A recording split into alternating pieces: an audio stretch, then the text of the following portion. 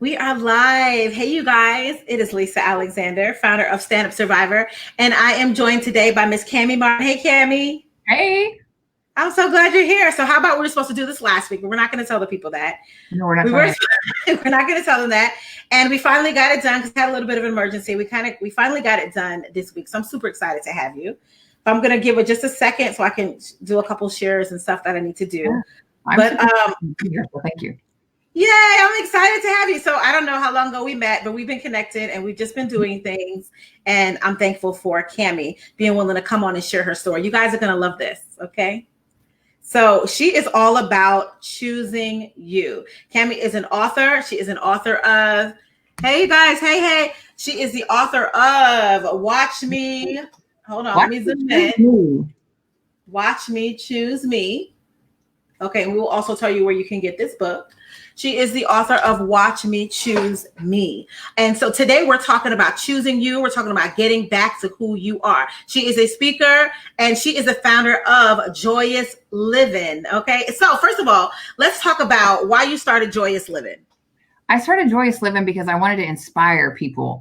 I wasn't sure what my purpose was at the point when I started this, but I knew I wanted to inspire people. So I started these little 1-minute videos and I would put them on Facebook and I'd put them on Instagram, and just like this, a word of the day came to me and I would just talk about it. And then I would post it along with a couple of different quotes and move on. And so Joyous Livin kind of spurred from that.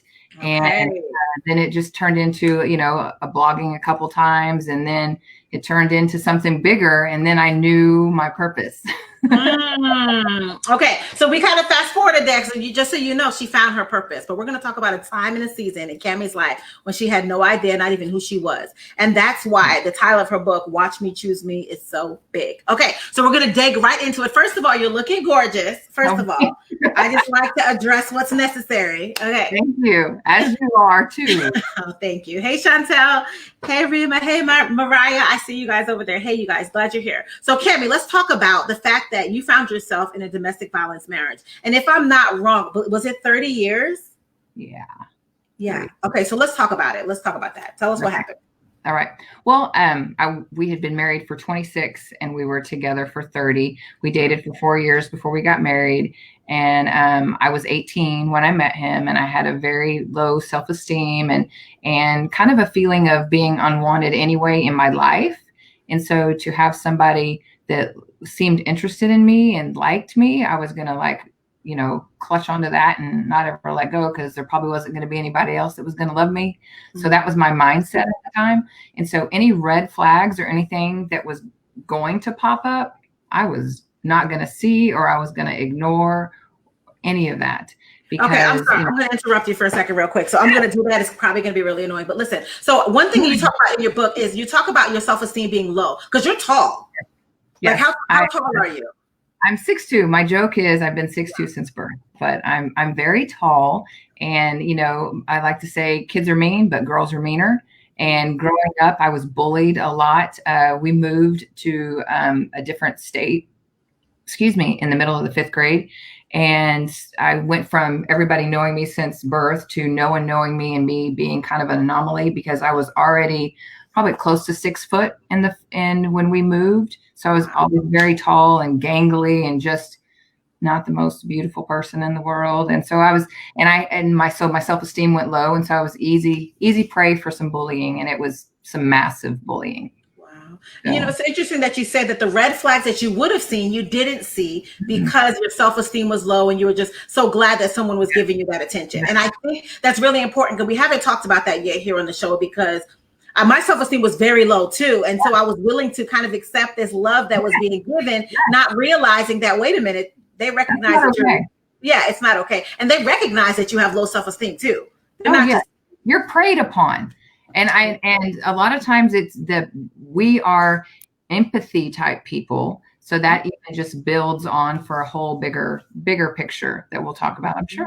Yes, we will. Okay. So you found yourself, you started dating.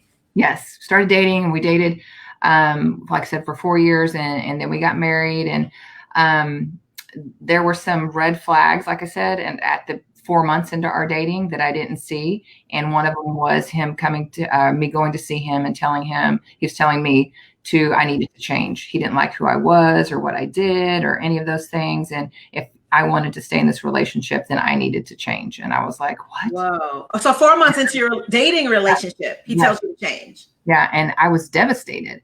Thought, what, this person, the one person only in the whole world for the rest of my life, which is not true, didn't like me, but he would like me if I did these things. So then that's what I have to do. And he sent me home, and I stayed home for a week and cried and was just devastated. And finally he called and said, okay, you can come back and we'll talk about it. And if you've made these changes, then it'll all be fine. Wow. Okay. So first of all, I just want to sit right there for a second, because that's huge. That was the beginning of control for him. Yeah. You know what? You're not good enough. I'm going to put you back on the shelf. I'm going to throw you back somewhere. And then when he's ready, he says, okay, you can come back. We'll discuss it now. So he was pulling the strings that whole time. Yes. You went home devastated, crying. Yes. Thinking, how can I be better? What can I change? do? Yeah. Okay. So you went back to him. Yep. Yeah. Because there was not ever going to be anybody else. That was my mindset. Right. And so I'm going to talk about that real quick too, because we're going to fast forward to the end. I mean, that's not true. And I think I want people to hear that. The fact that in that moment, not true. It's not true at all. In that moment, you feel like this is the only person that's ever going to love me. That I'm only good enough for them. They're the only person that's going to want me. Yes. But that's just not true. I'm done. That's all I'm going to say. You see that smile on her face? You see the smile on mine? It's just not true. Okay. Sorry, Cami. Go ahead. So you guys got back together. Yeah. And then, everything was what most people would deem normal. And I go back and I try to find the red flags and different things that popped up and whatever. But we went and got married, and we moved to Oklahoma City just a few months after we got married. And I found like a whole new group of people that I worked with, and he didn't like any of those people. And then one of these ladies I would go to church with and go to, I read books, and I went to different like praise nights and stuff. And I was like, oh my gosh, and I just felt like drawn there that this is where I was supposed to be. And that was not a good thing. And one night he told me that I didn't marry some crazy religious woman, and if this is what you want, then we're not gonna be married. We'll get divorced. If you're gonna be a whole Jesus freak, then that's what you're not gonna do. Right. Wow. Yeah. So let's talk about a little bit of spiritual abuse. But okay. That is, yes. Yeah, absolutely spiritual abuse. I'm sorry. So is there a way to turn off the words on the screen? I don't think so, Dawn. I will definitely try, but I'm not sure about that. Are you guys seeing comments on the screen? You shouldn't be, but I don't think so. That is for the hard of hearing, by the way. So anyway, sorry, Cami, go ahead. Okay, go ahead. So that was another red flag, and I can just remember some different red flags along the way, and some, sometimes it was worse and sometimes it was fine. But as we were married and the longer we went, the bigger the temper got, the more angrier he would get, and little things like not having something organized or not believing in what his views were, not doing something that he wanted to do. And it brought my girls in and everything, because my oldest plays softball and pitching a fit literally one day in the truck. And I was just like, oh my gosh, what is happening? And as the girls got older and he got older and I got older, I more and more knowing something was wrong. And I am a fixer person. So, and I'm not going to give up on something that I think is what I'm supposed to be in, because I still see nothing. I didn't see anything until the start of 2015 is when, and I can actually go back in my Facebook and see my timeline and different things that I started posting. And it's very eye-opening to where I'm like, this is where I started noticing, what do you think happened in 2015? Like, how did you get that little aha moment? I went to a networking group that had to do with the book called The Giver. And it's a business development type thing. And, it's called The Go-Giver, actually. And it's about giving. And I'm a very giving person. And it was about business. And then another thing called Strength Finders. And it tells you about what your 34 strengths are. And that helped me figure out what my strengths were and how I tick the way I tick. Okay. And then I could figure out his, and then it was, oh, I can fix this. I know how I work. Well, I know now how he works. So Okay. I can fix this. And for a long time, I knew something was wrong, and he had different desires and different things. And if I would do something, then that would fix everything. And the start of that, the middle of that, and then came, I see everything, eyes wide open, blinders off. I am getting the hell out of here. Wow. And how long was this into your marriage when you realized, wait a minute, this is not right. I want out? Um, 20, let's see, I left in, so 27 years, 20. Wow. So, Wow. so 2 years before, it took me a year and a half to get out, but my eyes started slightly opening, and this began literally in January of 2015. And then as June happened, I was like, oh, and then you can whole new light in 2016, and I was on my way out. So it's so interesting that you talk about how you were there for 28 years. Yeah. And it took you a year and a half to decide to leave, like to actually be able to leave. And I want people to recognize that. Okay, so sometimes you can't leave right away. Sometimes that's not an option, or you're not ready, or whatever. I'm not recognizing everything until I finally do. And when I finally recognized everything was in November of 2016, and I was gone the end of December, 1st of January. Wow. After 28 years. So let's talk about the types of abuse that you experienced, because that's a long time to be with someone. And so what different types of abuse were you experiencing during that time? Or the first few years were more of a emotional, mental type of very verbal abuse. I wasn't pretty, or my body was weird, or, whatever the case may be. Don't go anywhere without makeup on. You make great before and after pictures. Basically you're ugly without makeup on. And, I had hail damage and this and that on my legs and just everything. My breasts weren't big enough. Your stomach's too big, whatever, lots of body image things. And then let's just talk about how you already had body image issues. Oh yeah. Cause and awkward anyway when I was growing up. So yeah, so that just adds to that. Then came financial abuse, which I actually did not know it was such a thing or even happening until after I was out, and I was at the YWCA going through some training so I could do some volunteer work, and they make you go through a ton of trainings. And that was part of it. And I'm sitting there taking notes going, oh my God, this is me. This is a thing.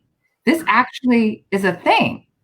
So I was always told that we didn't have enough money and it was my fault. I needed to find a better job, or I needed to get a second job, and I wasn't allowed to buy anything. Like I rarely had clothes. I didn't ever buy any big things. And he had 5 motorcycles and a giant tractor and a separate shop from the house. But we didn't have enough money to pay bills, So wow. It was very eye-opening. And when I left, I wasn't allowed to take anything, which was fine. I didn't want anything. And I was the one that chose to leave. And so I took my clothes and the pictures of my kids, and I didn't want anything. But I was literally trying to take utensils, things that weren't anything. Oh no, you didn't buy that. Oh no, you didn't buy that. I'm like, oh, I'm fine. Whatever. So let's talk about that financial abuse for a second, because it's so interesting. Were you working at the time? Yes, I've always had working, bringing in money, and there's not enough money to pay the bills, but he has 4 or 5 motorcycles. Yeah. A work shed, a tractor, a work shed, but there's not enough money. So, and you never really bought anything for yourself. So let's talk about how did the financial abuse, you think, impacted you in that way? Did you try to find a second job? What happened? No, I didn't try to find a second job because I couldn't find a second job. I'm with our girls the rest of the time, and my oldest, both kids were playing softball, and so it's like, what am I supposed to do?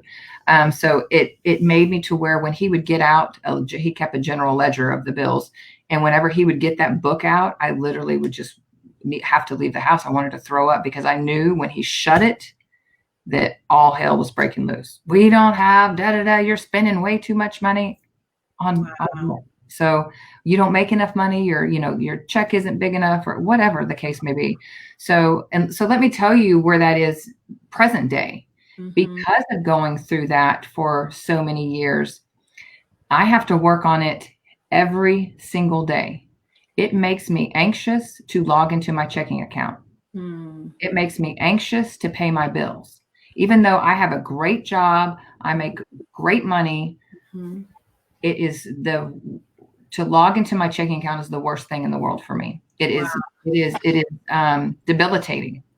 And so it's something that I'm working on, every single day. And you just don't think that something like that would cause such trauma, but Yeah. it does. Yeah. I'm so glad you said that too, because I don't think we think about the aftermath of financial abuse. We know something, and you have a job, you have a Oh, great job, and yet yeah. you still experience financial abuse. So it's That's, not a dollar amount, it's their ability to control that. oh, absolutely. Yeah. All of it. And I love how you knew how much my check was or what the bills were because he had complete control of that. So I just believe what he's saying, which wow. Okay, hold on. Did you say you never knew how much your checks were? no, I knew how much approximately I made, but I was in sales for such a long time that my checks were commission only. So it wasn't a same every time. But so, yeah, I Wow. didn't have no control over anything. I'm glad you touched on the aftermath of the trauma after the abuse, because while you make great money, you have a great job still. Yeah. Like the worst thing in the world is to check your checking account. That's just, yeah. It's It's amazing how it impacts you still. yeah, it's one of the hardest things that I deal with on a daily basis. So what other type of abuse did you experience while you were in the relationship? Besides the financial, we talked a little bit about spiritual, which I didn't add that in there, was sexual abuse. I had the last few years, I had a massive amount of sexual abuse that to this day I still have to deal with. Okay. In fact, I had somebody is somewhere impersonating me. I found on a website a few days ago. Oh my goodness, that has got to be just hard, gut wrenching. Yes, it's like someone punches you in the gut every single time. So how do you feel? Do you feel comfortable talking about that a little bit, or what that experience was like? Please do. So when in 2015, when I'm thinking, oh, we've got all this together and it's going to be great, and I understand how you work and I understand how I work, and that's me. I'm a positive person. I'm going to flip everything anyway. And he was on a trip, and I was like, oh, we've got this. Oh, we're going to make this marriage better. And he comes home and he's like, oh no, that's not gonna fix anything. That's not gonna do anything. I've told you what I want. I want you to live out this fantasy that I have. And I'm like, oh no, I've told you for the longest time, I'm not going to do it. I can't do it. That's not me. I'm not going to do it. Well, if you want to fix everything, then you'll do it. And I was like, oh, And you're a fixer. I'm a fixer. And so I said, I'd do it. Yeah. And I did. And I did it for about a year, to where at first it did fix everything. He was happy. Everything was good. And then he was unhappy, and he was mad, and he was mad at me. And he started withholding sex. He started withholding any type of emotions, any type of verbal or anything that meant love to me at that time, which back then, let me tell you, I didn't know what love was. Yeah. Little thing there. But and it was also devastating to me, because I thought, here, I'm doing something that you asked me to do. Yeah. And now you're being mean to me again, and now it's even past mean. I mean, it's horrendous. You're talking to me in ways that you've never talked to me before. You're humiliating me. You're doing all these things that I can't do this. And that actually is what was eye-opening to me. I was able to see everything. The blinders fell off then. And I could go back, and I was like, oh my God, what am I doing? What am I doing? This isn't me. And none of this other stuff. I'm a better person than this.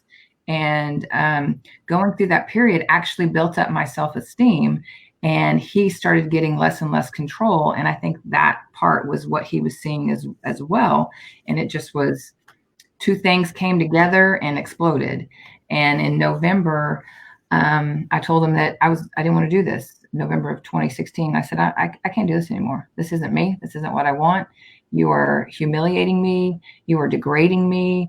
And I feel nothing towards you. Nothing. I can't do this anymore. And in fact, I'm going to go on a trip by myself that I never have before and reset my mind. So I want to vision. go back. I want to go back for a second. And you guys, she does talk more in detail. If you can grab it, in the book. And it's just interesting how you talk about. First of all, he wasn't satisfied. He was unhappy, and so you said, "How can I fix it?" And then you did what he asked you to do, and guess what? It still didn't fix it. It was because it was still temporary. And you know, as victims, we're just trying to make them happy, trying to make everything okay. And now it's like I did what you asked me to do, even if I didn't want to do it. You know, and you were degrading me and things like that, and I did it anyway. And guess what? You're still not happy. Right. So how did you feel during that time for yourself? Because I know someone in the comments said, "Oh my goodness, it's my life right now." Yeah. And so how were you feeling during that time as a woman for yourself? We talked a little bit earlier at the beginning and at the middle. I was just like, at the beginning, it was like, whatever it takes to fix this, I'm going to do it.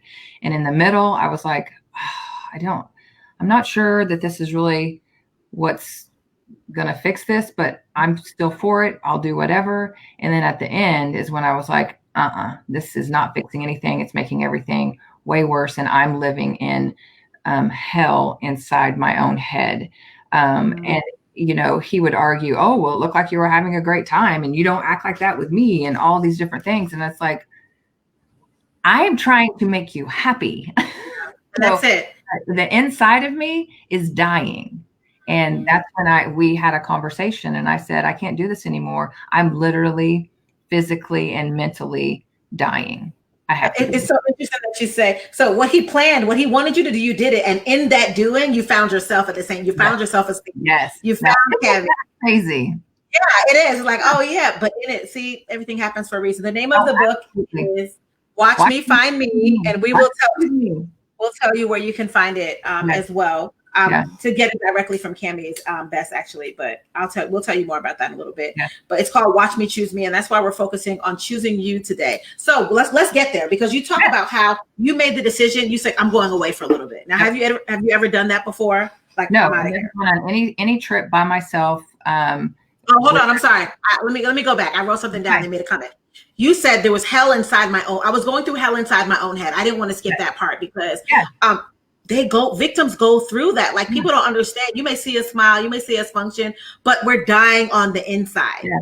No, and I have friends that I've had the whole time that I've been married that read the book and went, oh my God, you never said anything. And why would I say anything? Yeah. I was embarrassed. And when I finally figured it out, and then another person would say, why didn't you leave sooner? And my answer to that is, how can I escape a prison or someplace that I don't even know I'm living? So you can't escape somewhere that you don't even know you're living in. And other people can try and tell you, but until you see it fully, you can't escape, because what are you escaping from?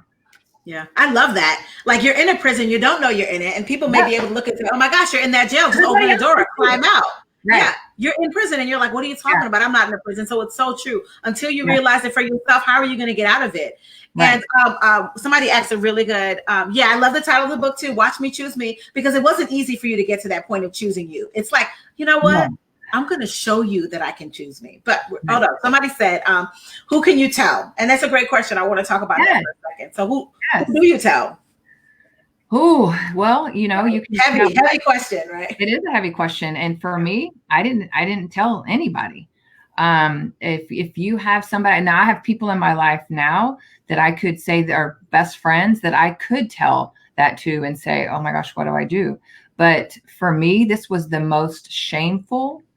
And I thought people would judge me. And so it was very hard for me to tell anyone. So I was within myself trying to figure out how to get out. So when I told one friend of mine, and what she did was she shared her story with me when she could tell I was trying to tell her what was going on, but I couldn't tell it.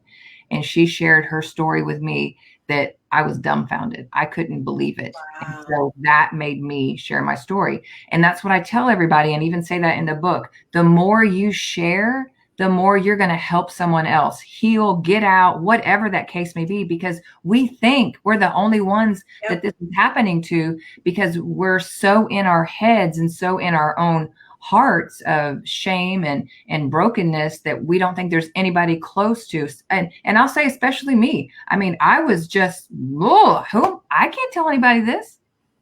Yeah. And I wrote it all in a book. Yeah, you did. And I love that you took control of your narrative. You told your story your way. And someone said, first of all, I talked about this on a live I did a few minutes ago. There's a lot of shame. We don't have anything to be ashamed of. No. A victim has no reason to be ashamed. Something is being done to us. Yes. You know, and we have no reason. Yeah. We're the victims. We have no reason to be ashamed. And I don't think abusers magnify that shame, and they live off of that shame, and they feed off of it because they know when you're embarrassed, you don't want to tell anybody.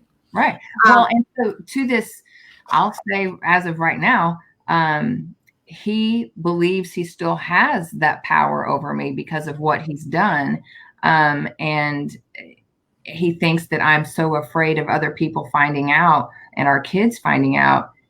I told our kids. That's right. You took control of that narrative. You took the power back. That's right. Yeah. I'm having bad words right now, but I'm not. I took the power back. That's right. You did. You took your power back. And I think that is the key. That is the key. She decided to write her story. You don't get to tell my story for me. Right. And somebody just said they don't believe you. And that's fine. I remember when I first started sharing my story, like on social media publicly, like I would hit share and then I'd go hi because I'd be so afraid of what someone would say, you know? When that book came out. Oh, yeah. It came to the front door and I was like, oh, let's just pretend we never wrote this. Let's just pretend the last year of the life is gone. It's all good. I don't need to know because I am the most vulnerable that I've ever been in my life. Complete open book.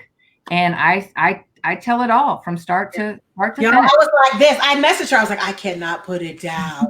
Because most people can read it all in one sitting because they will not put it down. Yeah, because you talk about things that people won't. You took control of that and told your story, so therefore no one can tell your story for you. And again, everyone's not going to believe you, and that's okay. You stand in your truth, and you don't let anybody tell your story for you. And I remember telling my story, and I think it probably took until about 2018 for me to breathe. Yeah. You know, like I knew I was telling the truth. This is my story, and no one's going to take it from me. And it's your story. Right. And again, and I always want to tell people, you don't always have to tell your story because Cami chose to write a book, because I chose to have an organization. That doesn't have to be your story. Like Cami said, I thought it was really powerful. You said, when I started to try to tell my story, my friend told me her story. And because she opened up, it allowed you to open up. Right.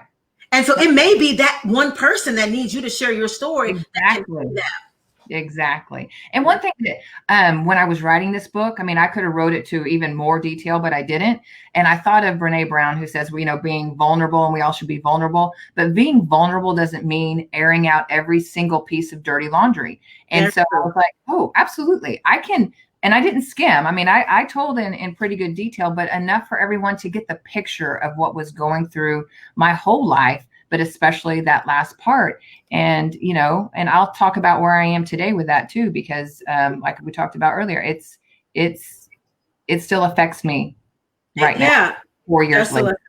I know, and I see it and I'm like, oh, I hate it for you. But it's like, you know what? You chose to share your story. And because of it, women, like they said, this is my life. Oh my goodness, I went through the same thing. Because especially sexual abuse, people don't want to talk about. It's uncomfortable. The word itself is uncomfortable. It makes people uncomfortable. Well, and I know, drop my computer. I know that no one talks about the specific sexual abuse that I'm talking about, and I'm gonna go into something right now. Okay. It's how come I have to deal with it still to this day, and it's been 4 years. Is he got mad at me before I even left because he was. I don't know why, because he wasn't feeling loved or wasn't feeling whatever from me, and he got mad and he wanted to ruin my life. And so he would videotape the different sexual things that we would do, and he put them all out on different websites. So I have revenge porn out there, and I know there are millions of people that have to go through that, and it's 4 years later, and I'm having to go through that. There's sites that people are acting like me, and it's not me. There's sites that I'll have people message me and say, oh, hey, I liked your videos. And I'm just like, oh my God. Oh, Cami. It's like you're going around, this is life and everything is good and life is good. And all of a sudden that comes and it's like you're punched in the gut and you just lose your breath. And when I first found out about it, I had already left and I had been gone for, probably 6 or 8 months. And when I found out about it, And I literally was sick. I was sick and screaming and crying, and I couldn't believe what had happened. And every time I found one, I was sick. So today, fast forward 4 years, it doesn't make me sick anymore. It actually makes me mad. And then I just go and take care of it. I mean, we've gone to the police department and different things, and there's not a whole lot that can be done after the fact. So that's the part that's very irritating, sad, all different things. But thank you for your boldness in sharing that. Yeah, exactly. And I'm going to be fine. That's right. And I love that you said that I have the power, because you don't allow it to control you, even if it comes up anymore. And I think, like you said, so many women experience the same exact thing, but we don't talk about it. We'll hear the physical, but not so much the sexual abuse. So I honor your bravery. I celebrate your ability to share it and your strength, because I promise you, Cami, there are women listening to this that have experienced the same thing and that were so ashamed and know that they don't have to anymore because you chose to share your story. Well, let's talk about how I chose to choose me. Yeah. Okay. So the name of the book is Watch Me Choose Me. Some people are asking in the comments. Let me see. And I do agree that they do see us as property, and that's why they think they can have the ability to choose to do what they do. So yes, let's talk about, you made that decision on that retreat that day to go find your voice, figure something out about Cami. So how did that work out? I needed to find me, because I literally I'm a very positive person. I could feel myself going into this just negative hole, and afraid for myself that I wasn't going to be able to crawl out. So I took my car, and I drive a sports car. So I picked some windy roads to go through Arkansas and Missouri, and went to Table Rock Lake, and had picked a hotel there that had a balcony that overlooked the lake. So when I got there, I checked in, put my stuff down, went straight to the balcony with a book and a pen and music and a drink, and sat out there and watched the sun go down, watched the sun come up the next day, and wrote. I journaled. I figured out, what do I want to do in my life? Because I felt like there was something I was supposed to do, and I've always wanted to speak, and I could go back in journals and see, I want to be a speaker. And so that day I thought, I want to be a speaker. I don't know what I'm supposed to speak about, but I want to be a speaker. I want to inspire people. I want to inspire women. I just have this, and I would say to myself, I just have this innate thing deep in my bones that this is what I'm supposed to do. So I wrote all that stuff down, and I made a playlist, and I got all this energy from the sun and the water, and it was fall, it was November, and driving, and the weather was amazing. And when I was done, I was like, okay, it's time to go home. And I feel so good, and I was energized, and I'd found myself, my core self, even though it was like 2 days, a day and a half or whatever, it's just the weekend. That's good. And I drove back home, and I was so excited to see my kids and to share it with him. And when I got home, the girls were all happy and hugging me, and he never moved from his chair. And I thought, okay. So I walked in, and he said, so you finally decided to come home. And I was like, oh my gosh, what? Yeah. So everything in me that was, went. Yeah. So I went and went to the bathroom and decided to run a bath and sit in there and put my earbuds back in and be in my own world and try to get back that energy that I literally just lost. And I sat in there, and here he came and opened the door. So tell me all about your trip. You were so excited about your trip when you walked in the door. Tell me about it. And I sat there and didn't say a word. We all have either a fight, flight, or freeze. And I'm a flyer or a freezer. I'm not a fighter. I hate confrontation. I 100% can't stand it. And so I just shut down. I just sat there. And this voice in my head said, tell him. And I'm like, no. And I know that voice was God. And I was like, no, I'm not having this conversation. And then it just kept saying, tell him. Finally, it was so loud. Tell him. I'm like, oh my gosh, okay, fine. So I went back to, it was a great trip, and I made playlists, and I found out what I wanted to do with my life. And I want to be a speaker. And I didn't know that I wanted to be an author, but I wanted to speak. And I told him, it's one of my things that I want to do. And I want to make videos and inspire people. And he sat there, and he's like, you're a quitter, right? Uh, You quit everything that you do, right? And I'm like, oh, yeah. Why did I even tell him? right. Ugh. In my head, I'm like, see, this is why I don't Yeah. do Yeah. anything. And when I sat there for a few more minutes, and here comes that voice again. And I'm in the bathtub, and the voice says, get up. No, I'm not. I've already, and I don't know about you, but if you ever have an argument with God, you never win. And I know that I'm not going to win, but I'm still going to argue. And the voice again says, get up. And I'm like, I'm not getting up. And finally, get up. You're stronger than you think you are.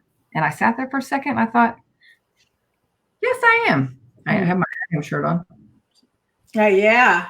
I am strong. I am going to get up. So I got up and I put the towel around myself and I walked over to him. He's standing between the vanities. And I walked over to him and I said, listen, I'm not a quitter. Watch me. I'm going to go be a speaker. I'm going to do all these things. Watch me. And I walked out that door. And that's where the title came from. Yes. And there, it gives me chills when I say that. I love it. I love it. Watch me, and basically watch me choose me. And that's when I decided, you know what? No one's going to choose me. I have to choose for myself.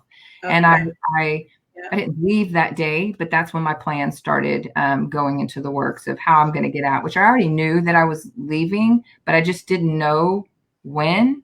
Mm-hmm. And at that point it was now, or make the plan, figure out the how. So hold on, let me just say something. I love how you said no one's going to choose me. We can't wait for anyone to choose us. No, it's our job. It's our responsibility. Yes. It's solely choose yourself. That's a choice that you have to make. It's like that fight that you have even just to get out of the bathtub. It's a fight to get up every day to decide to choose you no matter what. Like, I can't wait for anybody to do it. I have to do it myself. No one's going to choose. No one's going to, you may have some friends that want to come alongside you and pick you up occasionally or whatever. But ultimately, you have to choose you. You have to choose you instead of a pity party. You have to choose you instead of poor me. You have to choose you and say, I got this. Get up. That's right. Preach, Cami. Okay. It's true. And it's not easy. We're not talking because we're so great at this. It's not easy, but you have to do it. No one's going to do it for you, no matter how much emotional support you think you need, how much physical support you think you need. Nobody is going to help you into the part of you have to make that decision. You have to finally decide, I'm done. I'm out, and figure out how to get out. Because and that's the other thing, everybody's how is different. We're all in different relationships that, some are more abusive physically and than the others, or some are more where you're more scared of what's going to happen. He threatened to kill himself a bazillion times, which is what made it hard for me and which made my plan different than most people's plan. I knew when I was leaving, I wasn't coming back, but he thought when I was leaving, we were just going to be separated for a few weeks. I knew I wasn't coming back, but for him to be able to get me out the door, that was what it had to look like. So you kind of break that down in the book too, how you kind of put your foot slowly out of the door until this final decision. So until you're like, I'm not coming back. And again, like you said, everybody's journey is different. Okay. So I know you talk about another time where you decided to, how you got a notebook out and trying to figure out, what do I like? Who is Cami? Yes. And so I left. So I'm now out, and I'm in an apartment with my youngest, and I go to my oldest play softball, and I went to one of her tournaments, and we were in California, and I was sitting there out of this coffee shop in this huge courtyard that was beautiful, and the sun was shining and the weather was awesome. Again, sun, I figured out sun is my giant energy in water, but I was sitting there with this notepad and drinking coffee, all in my own realm and taking everything in. And I thought, I want to write down everything that I like. Well, the page went. Silence, nothing. I didn't know. I did not know what I liked at all. Like nothing. I don't know what kind of food that I really like. I don't know what kind of TV shows that I really like. I don't know what movies I like. I don't know what I like. Why do you think that was? Why do you think that was? It was dictated for such a long time that this is just what we do. Well, this is what we do. And some of the things I like to do, but I didn't know, I had to question myself. Do I like it because that's what we did and I was, made to do it or whatever? Or because I really liked to do it. So it was a lot of self-reflection of what did I really like, because you lose your power of making choices in relationships. So I lost my power of deciding where we were going to go for dinner, where we were going to go for a movie. You know, I didn't pick movies. The TV shows weren't mine that I watched. You know, none of those things were things that I would have, today, I don't watch any of the stuff that was on the TV 24/7. I don't watch any of those shows. I don't go to any of those movies. I don't do any of those things, literally none of them, because I realized I don't like doing any of that. Wow. So for almost 30 years, you did something that someone else liked, went to places, yes, ate things that someone else liked. Yes. Wow. Yes. And I love understanding that. Now I know why you talked about watch me, choose me, because you needed to figure out what you like. So after you wrote on that paper, you had nothing to write on the paper. What did you figure out in that moment? In that moment, I was sad. Because I did not know what I liked. And then I regressed myself, you know, what did you used to like to do maybe before, you know, before you were married? And so I thought of different things that when I was growing up, what I liked. Okay, you know, I like to water ski. I like the water. I like to snow ski. And he didn't like water. We had gone to one beach vacation because it was free. I had won it. And that was it. And I love the beach and the ocean and all these things. And I hadn't gone.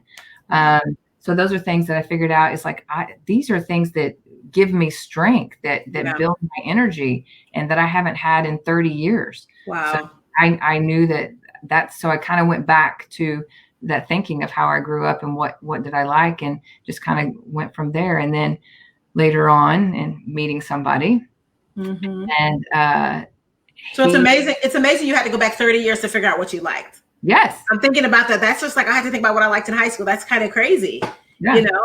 So before we get into the good parts of the story, I want to ask a couple of questions. So those that are listening that are trying to figure out how to find themselves. Yes. What would you recommend? How would you encourage them to figure out how to find them, how to choose them? Because I know earlier we were talking off camera, you're talking about how we're taught that choosing ourselves is selfish. Yes, we are taught that choosing ourselves is selfish. We're taught that, you know, as moms, we're told, you know, you need to have some mom time, but where's that mom time coming from? Then when you want to take that mom time, which maybe the bathroom door shut and everybody's still hanging on the door, that's not quality time. And so you need to take the steps to find that time, even if it's just an hour. That you have to escape from everything. The noise, I said that earlier when we were talking, the noise of the house, the noise of everything in your world, you have to escape. And you need, whether it's on your back patio, whether you want to go on a drive, because that's what I found out I like too. I like to just go drive and clear my head, listen to music or whatever. So find the things that give you what I was talking about earlier, the energy that make you just, you know, I want to say zen, that just make you like, oh, yes, this make you feel like you're growing, and some would say the vibration, the positive vibration, to go find. And again, even if it's for 30 minutes, an hour, or you have the capability to do it for a weekend, take that time, because you are worth it, and no one else is going to choose that for you. And it's not to leave your kids with somebody. They'll be fine. They'll be fine. They'll survive. Will they miss you? Yes, but they're going to be fine, and you're going to be even more fine. And that's what matters. You've got to, if you've got children and you've gone through something like this, you've got to be there for them. But if you can't find yourself and choose yourself, you're not helping them. Yes. Oh my goodness. Yes. Everything she said. Yes, absolutely agree. You have got to find time for yourself. Who are you? Like, put yourself, get a mirror. Who am I? What do I like? What's important? Yes. And some of the things that I do even today is I know what I want. And that's my biggest question. Start with a blank piece of paper. What do you want? And that is the hardest question. I'm not talking about superficial. Oh, I want world peace. Gosh, especially now. I want you to dig inside yourself and say, this is what I want. I want this. I want this. I want this. And my thing was, I want to be a speaker. Obviously, now I know what I'm supposed to be speaking about. And then it was, I want to write. I want to tell my story. But I never knew that I wanted to write. I just thought I was going to be a speaker. And it was, I think I could write a book about this. And then it could go hand in hand with my speaking. And then from there, it was, what are the things that you like to do? what type of food do you like? Well, I think I really like Chinese food. I love Mexican food. Just writing different things down, and activity wise, I found out that I absolutely love to play golf, and I would have never known that. And I'm a fairly competitive person, but it's not about being in competition with other people so much. It's about getting my game better, and it's a very difficult and frustrating, like maybe throw some things and say some bad words type of sport, but I have a great time playing it, and I would have never played it. Wow. I love how you just found all these different things about yourself. So we're going to insert here. Insert some great news. She has found the love of her life. Okay, so I just want to say this real quick because it's okay to find love after. Okay, yes. But I want to hit somebody. Not the timeline either. Yes, and someone said in the comments, there have been multiple abusive relationships, so they'll never find. Listen, there's no timeline. There's no specific time that'll happen. But what Cami took the time to do was heal. It's not perfect. She still has anxiety going to her checking account. You'll hear some other situations, figuring out who she was in this relationship. But you can still find love. I got crazy over the weekend on something that was a trigger. You find things and you go, "Oh, oops! I'm so sorry. I don't know what that was." Yeah. So tell us about how you found love after. Yes. So and she tell by her eyes. I found love after. He is on my phone. He's Mr. Amazing. So that his name's not even on my phone. Mr. Amazing, and he came at a time where I thought, oh, no, I am getting out of this. I don't want a relationship. And he was getting out of something. He was like, I don't want a relationship either. And so we talked a lot, and then he would come over and it's like, okay, let's go out to eat. And I'm like, okay, where do you want to go? And that to me was an anxiety-ridden question. Where do you want to go? Because if I picked something that he didn't like, in the past, it would have been, I don't want to go there. Why the hell would you want to go there? La, la, la, la. So I didn't pick places just because of that. And he was like, where do you want to go? And I'm like, oh, no, I'm not picking anywhere. You're going to have to do that. And he's like, oh, no, I'm not picking anywhere. This is something you have to learn. You have to figure out what you like. You have to make these decisions and not have anxiety doing it. And I'm like, who are you? No, I don't want to do that. And then it was, let me give you 3 places. All of them are fine with me. No, you can't make a mistake choosing one. But we aren't leaving anywhere. We aren't leaving here until you make that choice. Yes. I just love, though, that he was willing to work with you, though. Like, okay, I see what's happening here. Yeah. And, it's almost 4 years later. And he's willing to work with me every day. And it's the little things that he does for me. It's just, it's amazing to me. I know that God placed him in my path for a reason. He understands every part of me, and he is a giver, just like I'm a giver. And we talk about, sometimes it's like our biggest fight may be because one person wants to give more than the other person, not the taking thing. Yeah. Everybody is so, but one of the things, we've done some workshops on affirmations and I am statements and different things like that. And one of the other workshops that we're putting in the works that we had to do before pre-COVID is called Love Is. And I found truly what love is with this man. We have a unconditional love. He is patient and kind, and doesn't keep track of wrongs. You think about the whole love is the 1 Corinthians 13. Yep. All of those things, and I am those things to him. But I know for me, there's things that I need to work on, and there's things that he probably thinks he needs to work on. But we're not jealous. We're not insecure about ourselves.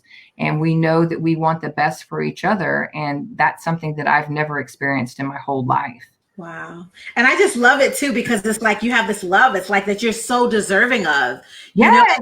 I mean, you don't look like you were married for 30 years, but you were married, you were together with someone for 30 years, and still you were able to come out of that and find love, find a relationship, and a healthy one at that. Yes. And I just love that they work so well together, y'all. Well, and one of the things, there's a comment here, so I want to make a statement. So one of my chapters is called My Extra, and he is my extra. You have to have love for yourself. You have to fulfill everything in your heart. So no one can complete you.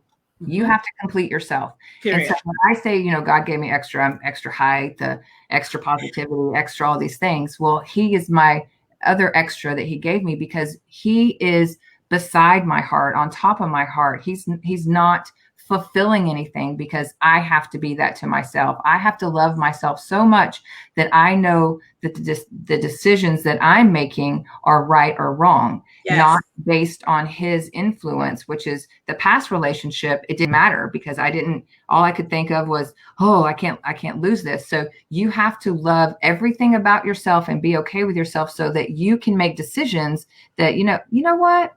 That might be a flag. That might not be the best thing for me. So I'm going to say no. And it's okay to say no. It's okay. And it's so, for me to even say that is crazy. But because I would have never thought I was there, but I can say no. Like he might say, let's go do this weekend. I'll be like, I don't know. What do you think? Yeah. That whole finding your own voice thing. Yes. You have to have your own voice. Yep. I want to try to address some of the questions on the side. I know someone said, I love this. Gloria said, I got to plan a weekend for myself. I deserve it. Just a weekend of no responsibilities, time to invest in myself and get to know me. I always say, when mom is taken care of, you're able to take care of the children better. When mom is healed, you're able to help the children heal, but you've got to take care of you. You're literally no good to anyone. Like you can't pour from an empty cup. If there's nothing in it, you can't give me anything to drink. You got to fill up your own cup. Right. So, and I know COVID here, we talked about COVID's here. So maybe that would mean, like you said, your sanctuary is going on the back patio for a little bit. I love the backyard. I love to sit there in the morning or the evening, because it's getting hot. But it doesn't matter. It needs to be away from everybody. Don't let anybody be banging on the door the whole time or whatever. You need to have peace for however long it is. You need to have complete peace. Yeah. Yeah, absolutely agree. Cami, how did you start to write your book? What made you decide to start writing? Actually, it was after I was one of my speaking events. Someone said something like, oh, you should write a book. And, when people say that, you're like, oh, okay, yeah. And good idea. And then he made a comment. He's like, it would be, they pair together. When you go speak, you have the rest of the story because you can't tell your whole story in an hour or 30 minutes or however long the speaking event is. You can't tell the whole story and everyone's going to want more, which is true. And so I thought, okay, I'll write this book. And it started out with a totally different title. And it started out with the move. And move to me, I wanted everyone to grasp that make that word your own, the M to be a word, the O. And so we were making the chapters, an M chapter, and O chapter, moving forward. And then I was going to finish it when I did my first speech. And then it was like, something's not right. I can't, isn't right. So I started just writing, like I talk. So I envisioned I was giving a speech. And so I just started writing, And then when I got to the chapters that should have been the sexual abuse part, I stopped writing. And I stopped writing for probably 2 or 3 months because it was too painful and I didn't want to do it. I didn't want to have anything to do with that. And then after Charles and I started talking for a while and he helped me get through that. And so for 6 months, I had gotten up to probably chapter 9, 8, something like that. And after that, I finished the book in 3 weeks. Wow. So look at that part. And then I wrote to present day. I wrote to inspire people to see that you can find love and you can find yourself. And my goal is to inspire someone every day to keep moving, no matter what you're in, keep moving, even if it's a baby step. And that's what I want to put in the book is, I want that for everyone. So I love that. I love how you even talk about too, like the writing process isn't easy. You stopped writing for months because it's painful because you're now bearing the truth of what happened to you. So then I hired an editor to edit the book. And this was the first person to read the book that didn't know me. It just basically Charles and one of my best friends had read the book. And she ripped me to shreds. She told me that I could have left at any time because he wasn't physically abusing me, that this was all my fault and this book sucked. And if she was actually reading it, she would throw it across the room. She just berated me through the whole thing. Wow. And it was 3 pages of a letter of all of her comments and then side comments through the whole editing process.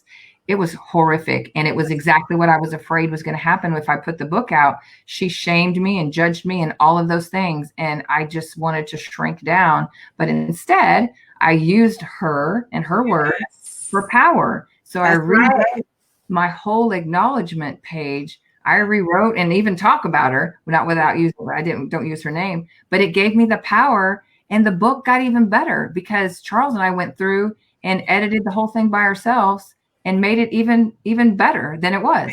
So it was good. And just because someone doesn't see the value in what you have to say, it doesn't mean anything. No, it doesn't. Kathy said, you make it about you and not about them. It's absolutely true. Take your eyes off of them and focus on you. This is like a sidebar. I see you have like the wrist tattoos too. Where you at? Joy. Joy. Okay, so I have live and love. This is so random, y'all. I want love right here. I want love right here. It's funny that you say that. So funny because I got it done, and the lady was like, "Don't you want it to face the other way?"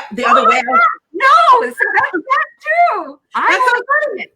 I don't want anyone else to see it. Exactly. I'm like, no, I want this for me. Yes. Like I want to remind myself to love and live. That is so funny. Yes. I didn't get this for anybody. I want to remind myself every day to live and to love. And you're reminding yourself to have joy every day. Yes. I love it. That's so funny. Don't steal your joy because that is your choice to let someone steal your joy. Keep your joy. So this is my joy every day. That's right. That's right. Okay. So, did you want to touch on anything else? All right. She found love after abuse. She's living her best life. She is speaking. She has written a book. And I mean, if you can hear a woman who has shared 30 years in an abusive relationship, who has moved on to now, 4 years now, I think. Yeah. I mean, look at her smile is showing. And it's just to be able to show you that there is life after what you're in. You don't have to stay in. But like Pilar said, the self-care is the best care. You have to find your voice. You have to take care of yourself and decide to choose you. All right. So tell me anything else you want to share with them. I have a website, so they can go to the website. And we're going to put it in the comments as well. Her website. What's the website? I'll type it in now. It's Joyous Livin, and it's Joyus. So it's joy and us together.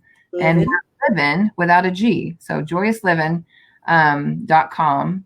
And there's some blogs on there that I'm not the best at blogging all the time. I'll be the first to admit that. But I have t-shirts. I am t-shirts, and this t-shirt says I am enough, I am strong, I am all these things, because I believe that we don't tell ourselves that enough. And you need to affirm that to yourself on a daily basis. But the book is on there as well, and it's Watch Me Choose Me. It's $20. You can also get it on Amazon. If you just search Amazon, Watch Me Choose Me, it's on Amazon. It's a little more expensive. I'm not sure why. That's not but if you order from her, she can sign them. And I will sign it if you order it from me. Yes, I would encourage you. And it's cheaper. It is cheaper. So you definitely want to get it. She did touch on some of this stuff, but let me tell you how I read this. I read it. I couldn't put it down. It was so good. So if you go to Amazon, you can read the reviews. I have quite a few reviews on there, which it takes my breath away. That I never would have thought it was something that people would really. I was hoping, but you just don't know. So can you imagine if you listened to that editor and didn't write your book and didn't get it out there? Can you imagine? That's why you can't let any one person, like Crystal said, just because one person doesn't see the value in what you have to say doesn't mean many others won't see the value and appreciate it. Someone said I'm ordering right now. Make sure you go to her website to order, you guys. Number one, it's cheaper, but it is also, she'll also sign it and mail it out for you and mail it out to you. All right. Well, thanks, guys. Remember, Cami is telling you to choose you. Make sure you grab her book. And Cami, thank you so much.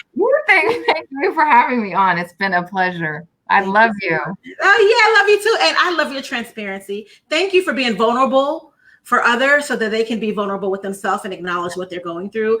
And you guys, that's huge. And so I really want to thank you for that, you guys. So, all right, hold on. Let me see if there's any more comments. We try to catch them, y'all. Okay. All right. See you guys later. Bye. Don't go anywhere, Cami. Say bye, guys.